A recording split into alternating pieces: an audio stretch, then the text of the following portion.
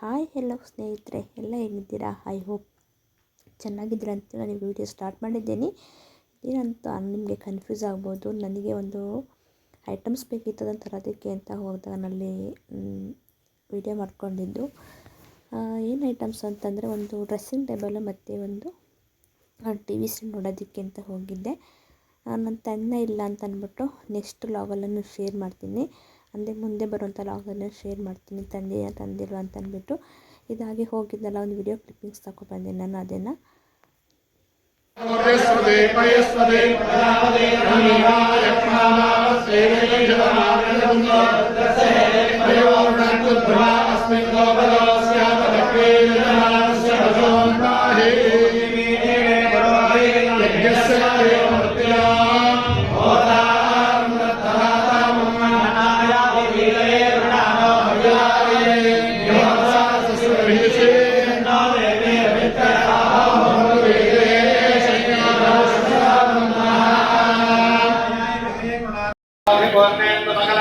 जनाकुलिवासुन्दं सुमदीन्द्र गुरुं भजे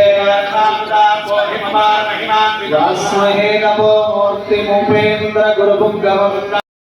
ನೋಡಿ ಸ್ನೇಹಿತರೆ, ನಮ್ಮ ಕಡೆ ಎಲ್ಲ ಎಷ್ಟೊಂದು ಮಳೆ ಇದೆ, ನಿಮ್ಮ ಕಡೆ ಇಷ್ಟೇ ಮಳೆ ಇದೆಯಾ ಅಂತ ಅಂದ್ಬಿಟ್ಟು ತೋರಿಸಿ. ಇದು ಬಂದುಬಿಟ್ಟು ಸುಳ್ಯ, ಇದು ಬಂದುಬಿಟ್ಟು KVG ಕಾಲೇಜ್ ಇದೆಯಲ್ಲ ಅಲ್ಲಿ ನನ್ನ ಅಕ್ಕನ ಮಗಳು ಓದ್ತಿದ್ದಾಳೆ ಸುಳ್ಯದಲ್ಲಿ. ಇದು ಬಂದುಬಿಟ್ಟು ಸುಳ್ಯದು. ಅಲ್ಲೂ ಸಹ ಸೇಮ್ ಮಳೆ ಇದೆ, ಅದಕ್ಕಿಂತ ಅಲ್ಲೂ ಇದೆ. ಮತ್ತು ನಮ್ಮ ಕಡೆಯೂ ಅಂದರೆ ನಮ್ಮದು ಬಂದುಬಿಟ್ಟು ಕೂರ್ಗಲ್ಲೂ ಸಹ ತುಂಬ ಮಳೆ ಇದೆ. ಅಪ್ಕಮಿಂಗ್ ಲಾಗ್, ಈಗ ನೆಕ್ಸ್ಟ್ ಬರೋಂಥ ಲಾಗ್ಗಳೇ ಅದೇನೇ. ನಾವು ಆರಂಗಿ ಜಲಾಶಯಕ್ಕೆಲ್ಲ ಹೋಗಿದ್ವಿ. ನಮಗೆ ನಿಯರೆಸ್ಟ್ ಇದೆ ಆರಂಗಿ ಜಲಾಶಯ. ಆಲ್ಮೋಸ್ಟ್ ಎಲ್ಲರಿಗೂ ಗೊತ್ತಿರುತ್ತೆ ಅಂತ ಅನ್ಕೋತೀನಿ. ಅಲ್ಲಿಗೆ ಹೋಗಿದ್ದೆ, ಅದರ ಲಾಗ್ಸ್ ಎಲ್ಲ ಇದೆ, ಅದನ್ನೆಲ್ಲ ಹಾಕ್ತೀನಿ. ಮತ್ತು ನಮ್ಮ ನಿಯರ್ ಬಂದುಬಿಟ್ಟು ಒಂದು ಹೊಳೆ ಇದೆ, ಅದನ್ನು ಸಹ ಹಾಕ್ತೀನಿ ಲಾಗ್ನ. ನಮ್ಮ ಕಡೆ ಯಾವ ಥರ ಇದೆ ಮಳೆ ಅಂತ ಅಂದ್ಬಿಟ್ಟು. ನಮ್ಮ ಕಡೆ 1 ವೀಕ್ ಆಯಿತು, ಅಲ್ಲೇ ಬಂದುಬಿಟ್ಟು ಸ್ಕೂಲ್ಗೆಲ್ಲ ಹಾಲಿಡೇಸ್ ಕೊಟ್ಟಿದ್ದಾರೆ, ಏನು ಕ್ಲಾಸಸ್ ನಡೀತಾ ಇಲ್ಲ. ಮತ್ತು ಕೊಡಗಿಗೆ ಬಂದುಬಿಟ್ಟು ರೆಡ್ ಅಲರ್ಟು ಸಹ ಕೊಟ್ಟಿದ್ದಾರೆ. ಫ್ರೆಂಡ್ಸ್, ಇವಾಗ ನಾನು ಏನು ಹೇಳ್ತೀನಿ ಅಂತಂದರೆ, ಇವಾಗ ಎಲ್ಲೆಲ್ಲೂ ತುಂಬ ಮಳೆ ಇರೋದ್ರಿಂದ ಯಾರೂ ಅಂದರೆ ಪಿಕ್ನಿಕ್ ಥರ ಹೋಗ್ತಾರಲ್ವ, ಏನೋ ನೋಡೋದಕ್ಕೆ ಅಂತ ಹೋಗಿರ್ತೀರ. ಆದರೆ ಬಟ್ ತುಂಬ ಕೇರ್ಫುಲ್ಲಾಗಿ ಹೋಗಬೇಕು. ಅಂದರೆ ತುಂಬ ಸಮೀಪಕ್ಕೆ ಹೋಗಿ ನೋಡಬೇಡಿ, ತುಂಬ ದೂರದಿಂದ ಬಂದರೆ ಒಳ್ಳೇದಂತ ಅನ್ಕೋತೀನಿ. ಈ ವಿಡಿಯೋನ ಬೇಕಾದ್ರೆ ಫುಲ್ ವಾಚ್ ಮಾಡ್ತಾ ಹೋಗಿ. ಅಲ್ಲಿದ್ದಾರಲ್ಲ, ಅದರಲ್ಲಿ ಲಾಸ್ಟಲ್ಲಿ ಒಬ್ಬರು ಮಿಸ್ಸಿಂಗ್ ಆಗ್ತಾರೆ ನೋಡಿ. ಅಲ್ಲಿ ನೀರು ಎಷ್ಟು ಫೋರ್ಸ್ ಬರ್ತಿದೆ ಅಂತಂದರೂ ಅಷ್ಟು ಗೊತ್ತಿದ್ರೂ ಜನಗಳು ಏನಕ್ಕೆ ಗೊತ್ತಿಲ್ಲ. ಏಕೆಂದರೆ ಜೀವ ಬದುಕಿದ್ರೆ ಇವತ್ತು ಬೇಕು ನಾಳೆ ಬೇಕು ಮತ್ತೊಂದು ಸಲ ಬೇಕಾದ್ರೆ ಹೋಗಿ ನೋಡ್ಬೋದು. ಇಷ್ಟು ತುದಿ ಅಂಚಲ್ಲಿ ಹೋಗ್ಬಿಟ್ಟು ನೋಡೋಂಥದ್ದೇನಿತ್ತು ಆ ನೀರಿನ ರಭಸಕ್ಕೆ. ಮತ್ತು ಕಲ್ಲಲ್ಲಿ ಅಲ್ಲಲ್ಲೇ ಪಾಚಿ ಕಟ್ಟಿರುತ್ತೆ, ಎಷ್ಟು ಕಷ್ಟ ಆಗುತ್ತೆ ಗೊತ್ತಲ್ಲ ಇದೆಲ್ಲ ಬರಬೇಕು ಅಂತಂದರೆ. ಬಟ್ ನಮ್ಮ ಜನಗಳಿಗೆ ಬರೀ ಎಂಜಾಯ್ ಮಾಡೋಕ್ಕೆ ಹೋಗ್ತಾರೆ ಹೊರತು ಬಟ್ ಇನ್ನೇನು ನೋಡೋದಕ್ಕೆ ಹೋಗಲ್ಲ, ಅವ್ರನ್ನ ಕಾಪಾಡ್ಕೊಳ್ಳೋದಕ್ಕೂ ಆಗಲ್ಲ. ಅಂಥ ಸ್ಥಿತಿಗೆ ಹೋಗಿ ಅಷ್ಟೊಂದು ತುದಿಗೆಲ್ಲ ಹೋಗಿ ಸಾಹಸ ಮಾಡೋಂಥದ್ದು ಏನಿರುತ್ತೆ, ಅಷ್ಟು ಪಕ್ಕಕ್ಕೂ ನೋಡೋಕ್ಕೆ ಅದೇನು ಇದನ್ನು ದೂರ ನೋಡ್ಬೇಕು, ಖುಷಿ ಪಡ್ಬೋದಲ್ವ. ಜೀವಕ್ಕೆ ಫಸ್ಟು ಬೆಲೆ ಅಂದರೆ ವ್ಯಾಲ್ಯೂ ಕೊಡಬೇಕು ನನ್ನ ಪ್ರಕಾರ. ಏಕೆ ಒಂದು ಸರಿ ಹೋದ ಪ್ರಾಣ ಮತ್ತೆ ವಾಪಸ್ ಬರಲ್ಲ. ಮತ್ತು ಆ ಬರ್ತಿರೋ ನೀರಿನ ರಭಸ ನೋಡ್ತಾರೆ ತುಂಬ ಭಯ ಆಗುತ್ತೆ. ಅದರಲ್ಲಿ ಅಷ್ಟೊಂದು ಹೊತ್ತದಲ್ಲಿ ಇಟ್ಕೊಂಡು ನೋಡಿ ಆ ಥರ ಎಲ್ಲ ನಿಂತಿದ್ದಾರಲ್ಲ, ಅದರಲ್ಲಿ ಒಬ್ಬರು ಹೋದ್ರೂ ಒಂದು ದಾರಿ ಸಹಾಯದಿಂದ ಎಲ್ಲ ಮೇಕೆ ಹೋಗ್ತಿದ್ದಾರೆ. ಅದರಲ್ಲಿ ಲಾಸ್ಟ್ ಎಂಡಲ್ಲಂತೂ ಒಬ್ಬರು ಕೊಚ್ಚೆ ಹೋಗ್ತಾರೆ. ಅದನ್ನು ನೋಡಿದಾಗ ಎಷ್ಟು ಅಯ್ಯೋ ಅನಿಸುತ್ತೆ ಅಂದರೆ, ಜೀವನ ಅನ್ನೋದೇ ಒಂದು ಕ್ಷಣಗಣನೆ. ಒಂಥರ ಏನು ಹೇಳಬೇಕು ಅಂತಲೇ ಗೊತ್ತಾಗಲ್ಲ. ಒಂಥರ ತುಂಬ ಲೈಫ್ ಈಸ್ ವೆರಿ ಶಾರ್ಟ್ ಅಂತಲೇ ಹೇಳ್ಬೋದು. ಇವರೆಲ್ಲ ಹೋಗಾದ್ಮೇಲೆ ಲಾಸ್ಟಲ್ಲಿ ಇರೋ ವ್ಯಕ್ತಿ ಒಬ್ಬರು ಹೋಗೋಕ್ಕೆ ಆಗೋದಿಲ್ಲ. ಅವರು ನೀರಲ್ಲಿ ಹೇಗೆ ಕೊಚ್ಚಿ ಹೋಯ್ತಾರೆ ಅಂತಂದರೆ, ಯಾರು ಕೂಕೊಂಡ್ರು ಅಂದರೆ ತಡೆಯೋದಕ್ಕೆ ಯಾರ ಕೈಲೂ ಆಗೋದೇ ಇಲ್ಲ. ಅವ್ರನ್ನ ಹಿಡ್ಕೊಳ್ಳೋಕ್ಕೂ ಆಗಲ್ಲ, ಎಲ್ಲ ಸೇಫಾಗಿರ್ತಾರೆ. ಇಷ್ಟು ತುದಿಗೆ ಹೋಗಿ ನೋಡೋಂಥದ್ದು ಏನಿರುತ್ತೆ, ಇದ್ರ ಬದಲು ದೂರ ನಿಂತ್ಕೊಂಡು ನೋಡ್ಬೋದಲ್ವ, ಯಾಕೆ ನೋಡಲ್ಲ ನಮ್ಮ ಜನಗಳು? ಯಾಕೆ ಇಷ್ಟು ಬುದ್ಧಿ ಕಲಿತಿಲ್ಲ? ಎಲ್ಲೆಲ್ಲೋ ನೋಡ್ತಾ ಇದ್ರಲ್ವ ಪ್ರವಾಸಕ್ಕೆ ಹೋದಾಗ.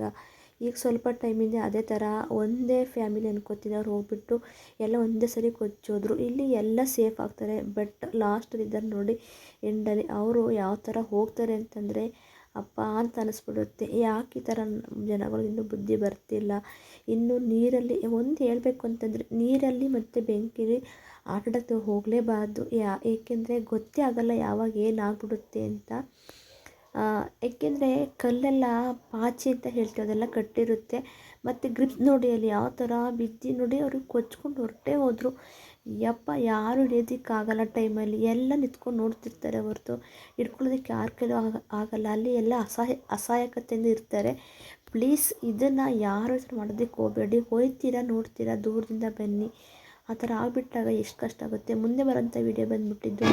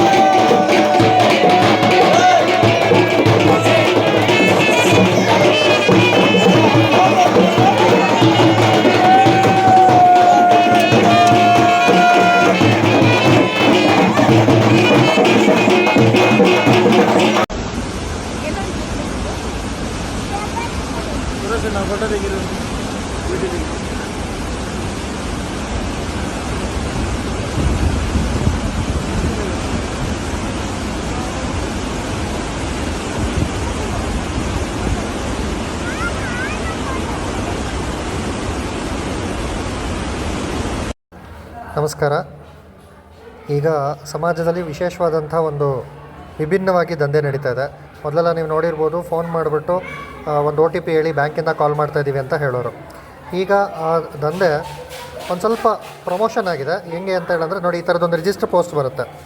ಈ ರಿಜಿಸ್ಟರ್ ಪೋಸ್ಟ್ ಒಳಗಡೆ ಏನಿದೆ ಅಂತ ನೋಡ್ದೆ ಅಂತ ಹೇಳಿದ್ರೆ, ಒಂದು ಈ ಥರ ಕೂಪನ್ ಇರುತ್ತೆ, ಇನ್ನೊಂದು ಈ ಥರದೊಂದು ಅಪ್ಲಿಕೇಶನ್ ಫಾರ್ಮ್ ಕಳಿಸಿರ್ತಾರೆ. ಈ ಕೂಪನನ್ನು ಸ್ಕ್ರ್ಯಾಚ್ ಮಾಡಿದ ಕೂಡಲೇ ಇಲ್ಲಿ ನೋಡ್ಬೋದು ನೀವು 12,80,000 ರೂಪಾಯಿ ದುಡ್ಡು ಬಂದಿದೆ ಅಂತ ಇದೆ. ಸೊ ಅದನ್ನು ನೋಡೋದಕ್ಕೆ SMS ಕೋಡ್ನ ಕಳಿಸ್ಬೇಕು, ಮತ್ತು ಇಲ್ಲೊಂದು ಸ್ಕ್ಯಾನರ್ ಇದೆ. ಈ ಸ್ಕ್ಯಾನರ್ ತಪ್ಪಿ ಏನಾರು ಸ್ಕ್ಯಾನ್ ಮಾಡ್ದೆ ಅಂದರೆ ನಿಮ್ಮ ಅಕೌಂಟಲ್ಲಿರೋಂಥ ಅಷ್ಟೂ ದುಡ್ಡು ಕೂಡ ಏನು ದುಷ್ಟರ ಕೈಗೆ ಹೋಗ್ಬಿಟ್ಟು ಸೇರುತ್ತೆ. ಹಾಗಾಗಿ ದಯಮಾಡಿ ಇದ್ರ ಬಗ್ಗೆ ಎಲ್ಲರೂ ಕೂಡ ಎಚ್ಚರಿಕೆಯನ್ನು ವಹಿಸ್ಕೊಳ್ಳಿ, ಮತ್ತು ಇದ್ರ ಬಗ್ಗೆ ಅವೇರ್ನೆಸ್ ಕೂಡ ಎಲ್ಲರಿಗೂ ಕೂಡ ತಿಳಿಸಿ.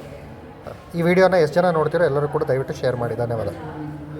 ತೀವ್ರವಾಗಿರುವಂಥ ಜ್ವರ, ಮೈಕೈ ನೋವು, ಸುಸ್ತು ಜೊತೆಗೆ ವಾಂತಿ ಏನಾದ್ರು ಆಗ್ತಿದೆ ಅಂದರೆ ತಕ್ಷಣ ನಿಮಗೆ ಡೆಂಗ್ಯೂ ಇದೆಯಲ್ವ ಅಂತ ಕನ್ಫರ್ಮ್ ಮಾಡ್ಕೊಳ್ಳಿ. ಬಿಕಾಸ್ ನಮ್ಮ ರಾಜ್ಯದಲ್ಲಿ ಡೆಂಗ್ಯೂ ಕೇಸಸ್ ಮತ್ತು ಡೆಂಗ್ಯೂಯಿಂದ ಸಾವನ್ನಪ್ಪಿರುವಂಥವರ ಸಂಖ್ಯೆ ದಿನೇ ದಿನೇ ಜಾಸ್ತಿ ಆಗ್ತಿದೆ. ಕೇವಲ ಜ್ವರದಿಂದ ಶುರುವಾದರೂ ಕೂಡ ಲಾಸ್ಟಿಗೆ ಒಬ್ಬ ಮನುಷ್ಯನ ಜೀವವನ್ನೇ ಇದು ತಗೊಂಡ್ಬಿಡುತ್ತೆ. ಏಡಿಸ್ ಈಜಿಪ್ಟಿ ಅನ್ನುವಂಥ ಒಂದು ಸೊಳ್ಳೆಯಿಂದ ಡೆಂಗ್ಯೂ ಹರಡುತ್ತೆ. ಇದು ಕೇವಲ ಬೆಳಗಿನ ಜಾವ ಕಚ್ಚುತ್ತೆ ಮತ್ತು ಕೇವಲ ಒಳ್ಳೆಯ ಶುದ್ಧವಾಗಿರುವಂಥ ನೀರಲ್ಲಿ ಬೆಳೆಯುತ್ತೆ. ಇದು ಮಳೆಗಾಲ ಆಗಿರೋದ್ರಿಂದ ನಿಮ್ಮ ಮನೆ ಸುತ್ತ ಇರುವಂಥ ವೇಸ್ಟು, ಖಾಲಿ ಟೈರ್ ಇದ್ರ ಅದರೊಳಗಡೆ ನೀರು ತುಂಬಿದ್ರೆ ಅವೆಲ್ಲವನ್ನು ಕೂಡ ತಕ್ಷಣ ಖಾಲಿ ಮಾಡಿ. ಅದರ ಜೊತೆಗೆ ಮನೆಯಲ್ಲಿ ಸೊಳ್ಳೆ ಪರದೆ ಆಗಿರ್ಬೋದು ಮತ್ತು ಮಸ್ಕಿಟೋ ರಿಪೆಲೆಂಟ್ ಕ್ರೀಮ್ಗಳನ್ನ ಯೂಸ್ ಮಾಡಿ. ಇನ್ ಕೇಸ್ ಆಲ್ರೆಡಿ ನೀವು ಇನ್ಫೆಕ್ಟ್ ಆಗಿದ್ರೆ ನೀರನ್ನ ಹೆಚ್ಚಾಗಿ ಕುಡಿರಿ ಮತ್ತು ಹಣ್ಣಿನ ರಸಗಳನ್ನ ಹೆಚ್ಚಾಗಿ ಕುಡಿರಿ. ಬಿಕಾಸ್ ನೀವು ಡಿಹೈಡ್ರೇಟ್ ಆಗಿಬಿಟ್ರೆ ಡೆಂಗ್ಯೂನ ಸಿವಿಯಾರಿಟಿ ಜಾಸ್ತಿ ಆಗುತ್ತೆ. ನೀವು ಹೆಚ್ಚೆಚ್ಚು ನೀರನ್ನು ಕುಡಿದ್ರೆ, ಹೆಚ್ಚು ಹೈಡ್ರೇಟೆಡ್ ಆಗಿದ್ರೆ ನೀವು ಬಹಳ ಬೇಗ ರಿಕವರ್ ಆಗ್ತೀರಿ. ಇನ್ ಕೇಸ್ ನಿಮಗೆ ಇವೆಲ್ಲ ಸಿಂಪ್ಟಮ್ಸ್ ಇದ್ದು ನೀವು ಇನ್ನೂ ಡಾಕ್ಟರ್ ಹತ್ರ ಹೋಗಿಲ್ಲ ಅಂದ್ರೆ ತಕ್ಷಣ ನಿಮ್ಮ ಡಾಕ್ಟರ್ ಹತ್ರ ಹೋಗಿ ಮತ್ತು CBC ಜೊತೆಗೆ ಡೆಂಗ್ಯೂ ಪ್ರೊಫೈಲ್ ಟೆಸ್ಟ್ನ ತಕ್ಷಣ ಮಾಡಿಸ್ಕೊ. ದಯವಿಟ್ಟು ಯಾರು ಕೂಡ. ಓಕೆ ಫ್ರೆಂಡ್ಸ್, ನಾನು ಒಂದೇ ವಿಡಿಯೋದಂತೆ ತುಂಬ ಇವತ್ತು ಮಾಹಿತಿ ಕೊಟ್ಟಿದ್ದೀನಿ. ಪ್ಲೀಸ್ ಯಾರು ವಿಡಿಯೋ ಎಲ್ಲ ಸ್ಕಿಪ್ ಮಾಡಿ ನೋಡಿ. ಮತ್ತು ಇದೊಂದು ನಮ್ಮ ಮಕ್ಕಳಿಗೆ ಯಾವ ಥರ ಅಂದರೆ ಈಗಿನ ಮಕ್ಕಳಿಗೆ ಯಾವ ಥರ ಗೊತ್ತಾಗಬೇಕು, ನಮ್ಮ ಸಂಸ್ಕೃತಿನ ಯಾವ ಥರ ಬೆಳೆಸಬೇಕು ಅನ್ನೋದು ಇದು ನಾಟಕ. ಇದರ ವಿತ್ ಮ್ಯೂಸಿಕ್ ಇತ್ತು. ನಾನು ಮ್ಯೂಸಿಕ್ನ ಮ್ಯೂಟ್ ಮಾಡಿದ್ದೀನಿ, ಅದಕ್ಕೆ ನಾನು ವಾಯ್ಸ್ ಓವರ್ ಕೊಡ್ತಿದ್ದೀನಿ ನೋಡಿ. ತುಂಬ ಇದು ಒಳ್ಳೆಯದು ಸಂಸ್ಕೃತಿ ಅಂತಲೇ ಅನ್ಬೋದು. ನಮ್ಮ ಮಕ್ಕಳುಗಳಿಗೆ ಈ ಥರ ಬುದ್ಧಿ ಹೇಳ್ಕೊಡೋದ್ರಿಂದ, ಒಂದು ನೀತಿ ಪಾಠ ಕಲಿಸೋದ್ರಿಂದ ಮಕ್ಕಳಿಗೆ ತುಂಬ ಹೆಲ್ಪ್ಫುಲ್ ಅಂತಲೇ ಗೊತ್ತಾಗುತ್ತೆ. ಒಬ್ರನ್ನ ಸಹಾಯ ಮಾಡಬೇಕು, ಒಬ್ರು ನಾವು ಯಾರೇ ಬಂದಾಗ ನಾವು ಗೆದ್ದಿದ್ದು ಗೌರವ ಕೊಡಬೇಕು. ಅವ್ರು ಯಾವ ಸ್ಥಿತಿಲಿದ್ದಾರೆ ನೋಡಿಬಿಟ್ಟು ನಾವು ಅದನ್ನು ನಾವು ಮಾನವೀಯತೆ ನಡ್ಕೋಬೇಕು ಅನ್ನೋದನ್ನು ಒಂದು ನೀತಿ ಪಾಠವಾಗಿ ಇಲ್ಲಿ ಒಂದು ಸ್ಕೂಲಿಂದ ತೋರಿಸಿದ್ದಾರೆ. ನನಗೆ ತುಂಬ ಇದು ಖುಷಿ ಅನ್ನಿಸ್ತು, ಅದಕ್ಕೆ ನಾನು ಶೇರ್ ಮಾಡ್ತಿದ್ದೀನಿ. ನಿಮಗೆ ಅದು ಇಷ್ಟ ಆಯಿತು ಈ ವಿಡಿಯೋ ಅಂತಂದರೆ ಒಂದು ಲೈಕ್ ಮಾಡಿ, ಶೇರ್ ಮಾಡಿ, ಚಾನಲ್ ಬಂದು ಸಬ್ಸ್ಕ್ರೈಬ್ ಮಾಡ್ಕೊಳ್ಳಿ. ಓಕೆನಾ? ನಾನು ಮತ್ತೆ ಸಿಗ್ತೀನಿ ಹೊಸ ವಿಡಿಯೋದಂತ ಒಂದಿಗೆ. ಈ ವಿಡಿಯೋ ಯಾರಿಗೆಲ್ಲ ಇಷ್ಟ ತಂದ್ಬಿಟ್ಟು ಪ್ಲೀಸ್ ಒಂದು ಕಮೆಂಟ್ ಪ್ಲೀಸ್ ಒಂದು ಕಮೆಂಟ್ ಮಾಡಿ.